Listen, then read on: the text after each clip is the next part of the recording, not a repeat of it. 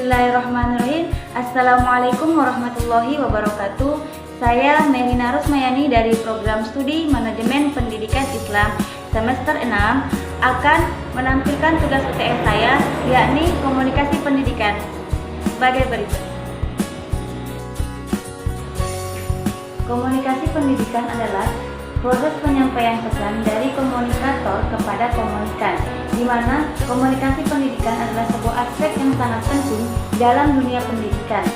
Secara sempit, komunikasi pendidikan dapat diartikan sebagai komunikasi yang terjadi di dalam dunia pendidikan. Jadi, segala bentuk interaksi yang berhubungan antara aspek yang satu dengan aspek yang lainnya, yang saling berhubungan dan saling mendukung antara satu dengan yang lainnya, disebut dengan komunikasi pendidikan.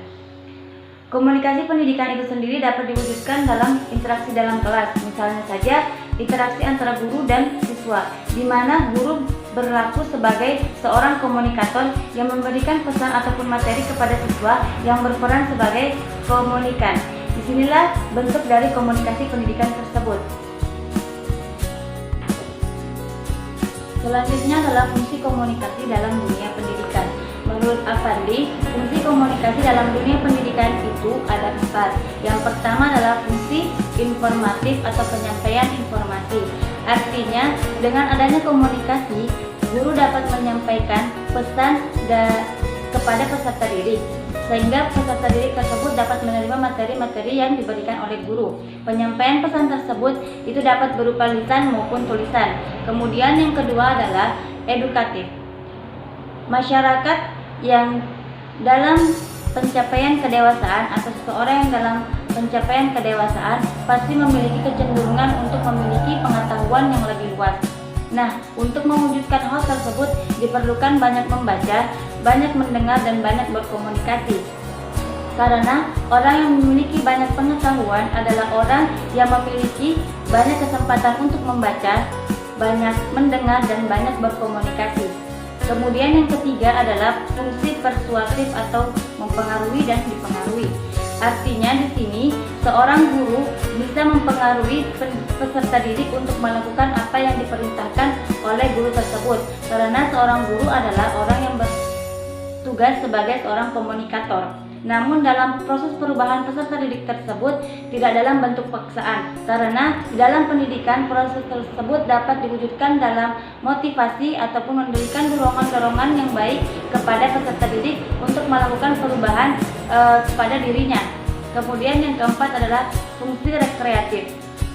Artinya dengan adanya komunikasi dapat memberikan relaksasi dari peserta didik yang sedang mengalami kejenuhan dalam proses pembelajaran.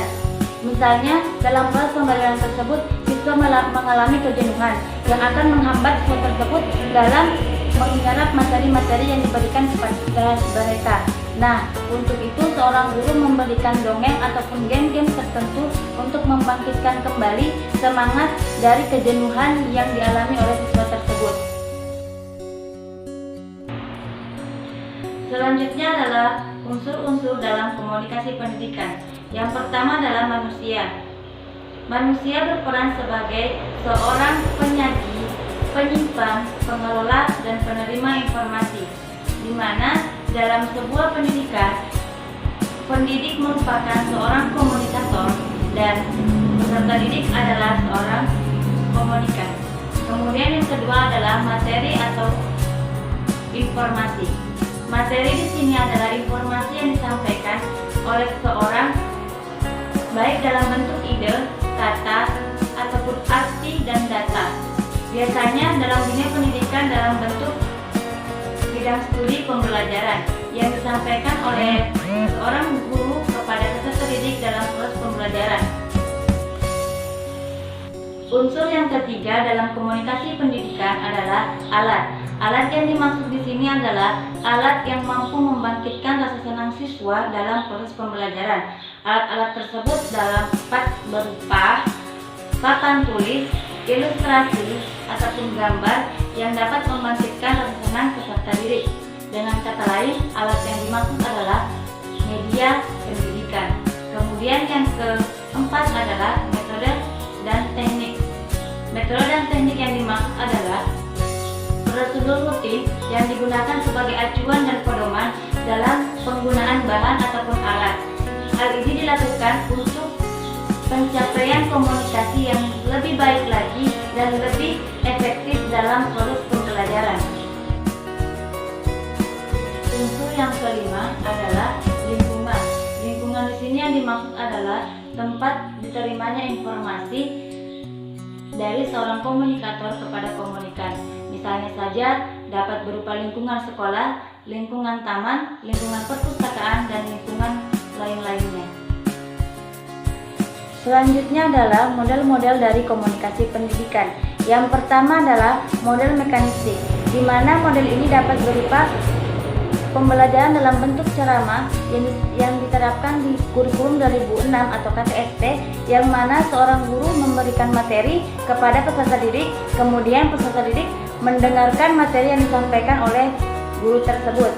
Kemudian yang kedua adalah komunikasi dalam bentuk model instruksional, yang mana model komunikasi ini menimbulkan komunikasi dua arah karena terjadi feedback.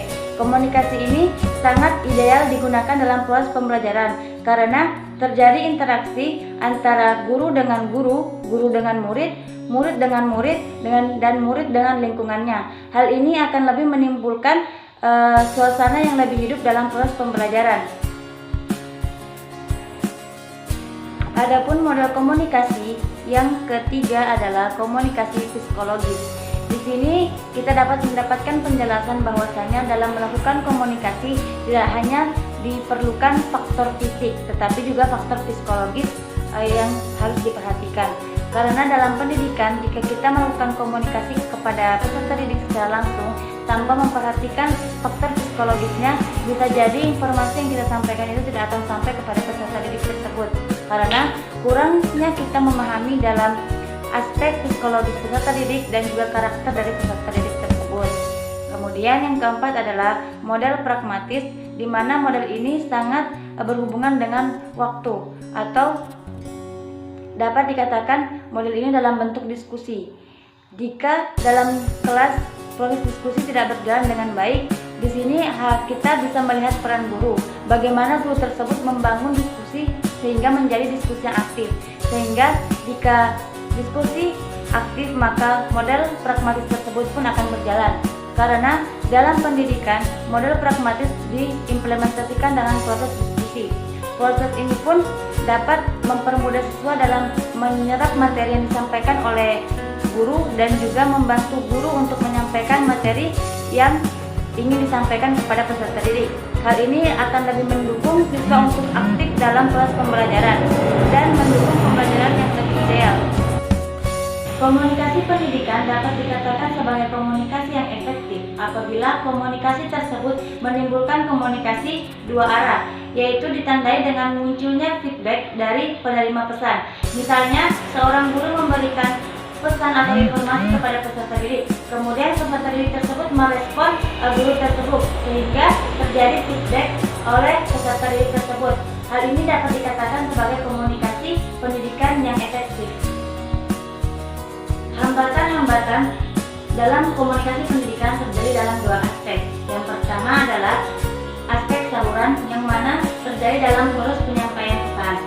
Hal ini terjadi gangguan pada komunikator dan komunikan. Misalnya mereka menggunakan aplikasi yang mungkin menimbulkan hambatan tertentu. Misalnya menggunakan aplikasi Zoom ataupun Google Meet yang mungkin mereka akan mengalami kesulitan dalam jaringan. Nah, jika terjadi kesulitan dalam penggunaan media tersebut, akan pula terjadi hambatan dalam melakukan komunikasi pendidikan tersebut. Bisa saja materi yang disampaikan oleh guru tersebut tidak akan sampai kepada peserta didik karena peserta didik tidak dapat connect dalam aplikasi tersebut. Kemudian aspek yang kedua adalah aspek semantik, yang mana aspek ini dapat berupa bentuk tata bahasa yang digunakan oleh seorang komunikator dalam penyampaian pesannya kepada komunikan, yang mana dalam dunia pendidikan kita sebagai seorang tenaga pendidik tidak boleh menggunakan bahasa yang terlalu tinggi dan bahasa yang ambigu kepada peserta didik, karena itu akan menghambat peserta didik dalam mencerna informasi atau materi yang kita berikan kepada mereka. Oleh karena itu, penggunaan bahasa yang sangat mudah dipahami itu dianjurkan dalam melakukan komunikasi pendidikan. Hal ini dilakukan untuk mendukung berjalan dengan lancarnya proses pembelajaran dalam sebuah lembaga pendidikan. Bagaimana cara berkomunikasi dengan anak yang pendiam? Pertanyaan ini adalah pertanyaan yang sangat lumrah atau sering muncul di benak para calon tenaga pendidik. Menurut saya, cara kita dalam menghadapi dan berkomunikasi kepada anak yang pendiam itu dapat dilakukan dalam beberapa cara. Karena tentu saja berbicara dengan orang yang pendiam dengan orang yang tidak itu sangat berbeda tekniknya. Yang pertama adalah kita melakukan pendekatan kepada anak tersebut, dilakukan dengan cara sharing atau mengajak anak tersebut bertukar pikiran dan mengajak anak tersebut untuk lebih memahami sesuatu secara pelan-pelan tanpa memaksa anak tersebut untuk mengikuti apa yang kita mau. Dengan kata lain, kita harus mampu mengambil simpati dari anak tersebut. Kemudian, setelah kita mendapatkan simpati dari anak tersebut, maka kita akan lebih mudah untuk memberikan materi ataupun informasi dan masukan-masukan kepada anak yang pendiam tersebut.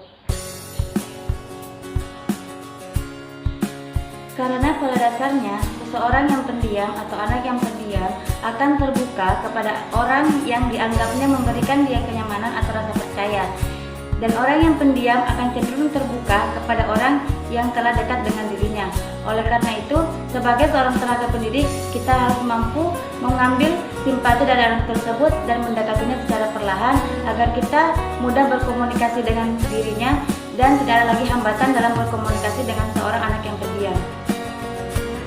Demikianlah tadi pembahasan mengenai pengertian komunikasi pendidikan, model komunikasi pendidikan, fungsi komunikasi pendidikan, unsur-unsur komunikasi pendidikan, hambatan-hambatan yang dihadapi dalam komunikasi pendidikan, dan bagaimana komunikasi pendidikan yang efektif, serta bagaimana cara kita berkomunikasi dengan seseorang ataupun anak yang pendiam. Mungkin hanya itu yang dapat saya sampaikan. Kurang dan lebihnya saya mohon maaf. Wabillahi taufiq was hidayah. Assalamualaikum warahmatullahi wabarakatuh.